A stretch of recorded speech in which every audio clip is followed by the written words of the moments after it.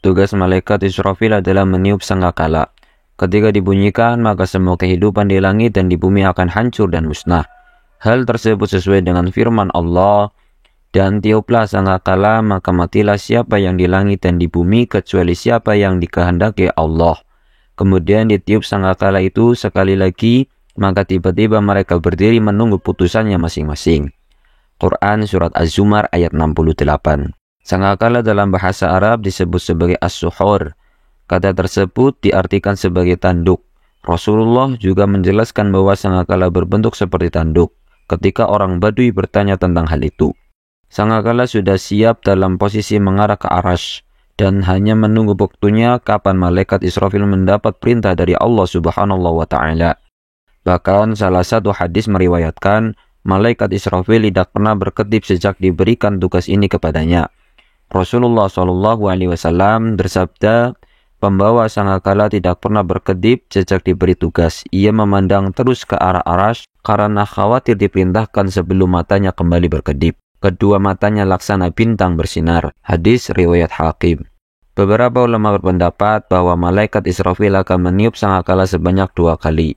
Tiupan pertama menyebabkan guncangan yang hebat sebagai tanda kehidupan di dunia berakhir. Sementara itu, tiupan kedua merupakan tanda kebangkitan manusia di alam kubur untuk dihisab dan dimintai pertanggungjawaban amalnya selama di dunia. Lantas, apa tugas malaikat Israfil sebelum itu semua terjadi? Menurut Imam Abdurrahim bin Ahmad dalam kitab Syarah Daqaiqul Akbar, ada beberapa tugas lain yang dilakukan malaikat Israfil sebelum meniup sangkakala. Salah satunya adalah mengayomi makhluk dan alam semesta. Keterangan ini berdasarkan dari kisah sahabat Abdullah bin Abbas rahimahullah ta'ala anhu. Kisah itu menceritakan malaikat Israfil pernah memohon kepada Allah untuk mendapatkan kekuatan 7 langit.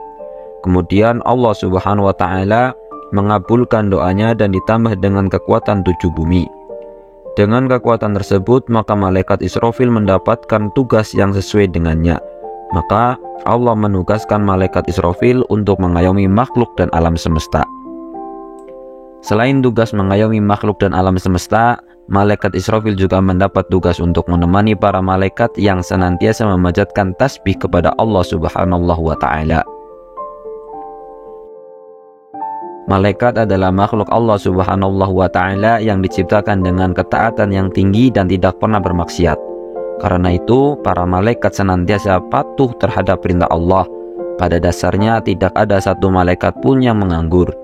Setiap malaikat memiliki tugas utama dan juga tugas lain yang harus dilakukannya. Di samping itu, para malaikat tidak pernah berhenti bertasbih dan memuji Allah sepanjang waktu.